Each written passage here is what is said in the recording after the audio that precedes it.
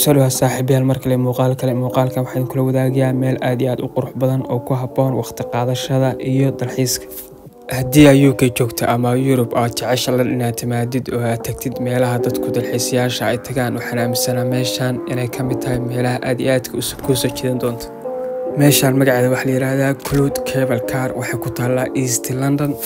waa bahaladaas u jeedaan waxay iskaga tallaabiyaan webiga caanka Thames ee London dhexmara labadiisa dhinac. haddii aan isku dayo inaan ka waramo si lagu gaari karo, annaga hadda waxaan joognaa Waterloo, kadibna waxaan qaadanaa tareenka aadaya Stratford oo ah midka dhulka hoostiisa mara, magaciisa la yiraahdo Jubilee. ugu dambeyntii waxaan soo gaarnay meesha kaga digi lahayn, waana meeshan u jeedaan. hadda waxaan banaanka uga soo baxaynaa tareenkii annagoo rabna wax yar inaan u silweyno ilaa 10 daqiiqo meeshii cables car-ka ahayd. hadda u jeedaan waa soo gaarnay, waa ku soo dhowna. waxaan isla arki doonaa gudihiisa siduu yahay, sidoo kale qiimaha lagu raacayo waa arki doonaa, iyo sidoo kale qofku markuu raaco viewga uu helayo. muuqaalka qaybihiisa kale intaan u gudbin, waxaan jeclaystay inaan idinla wadaago application aan isticmaalo kaasoo ku habboon lacag dirista.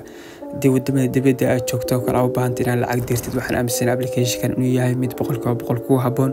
3 waxyaabood aan kaga helay oo aan rabo inaan kula wadaago.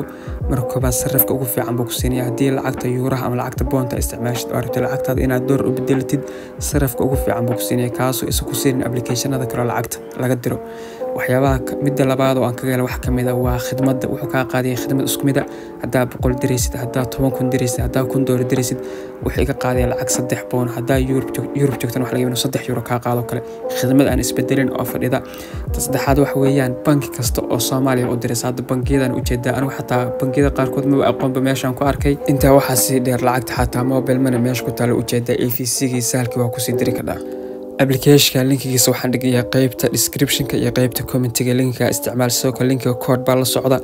koodkaasna isticmaal, waxaa helaysaa 10 pound haddaa UK joogto, haddaa Europe joogtana 10 euro oo discount. sidoo kale wadamada dollarka laga isticmaalo haddaa joogtid. haddaan muuqaalkeena kusoo laabano qiimaha, haddii aan isla dhigano qiimaha waxay ku xiran tahay hadba safarkaaga saa u rabtid. dadku waxay rabaan inay bahasho markooda hal mar raacaan one way, dad waxay rabaan go and back. marka one way kale qofka haddii iyo qof adult qangaara waa 7 pound. sidoo kale haddii ilmo carruur yahayna waa 3 pound iyo bar. sidoo kale go and back qiimaha qofka weyn waa 13, hadduu carruur yahayna waa 6 pound iyo bar.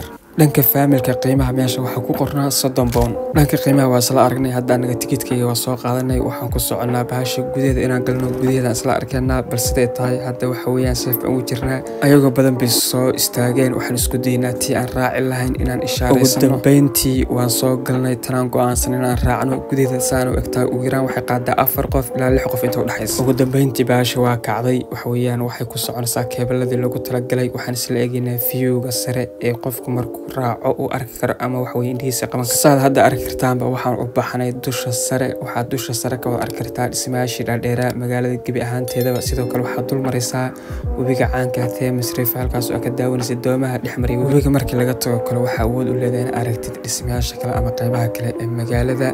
runtii waa view aan inaba caadi ahayn oo runtii aad ugu raaxaysan kartid dhismayaasha iyo webiga. markii laga soo tago sidoo kale waxaa indhaha u qabanayaan ama arki kartaa wadooyinka waaweyn highway-yada isgoynaya oo dhex mara London. gabagabadii waxaan soo saarnaanaba hadda waxaan ku soo dhownahay meesha aan kaga degi lahayn. waxaa noo ahaa safar aad iyo aad u kooban oo weerarnimadiisa leh. adiguna waxaa kuu rajaynaya haddaa London timaadii inaad tijaabisid.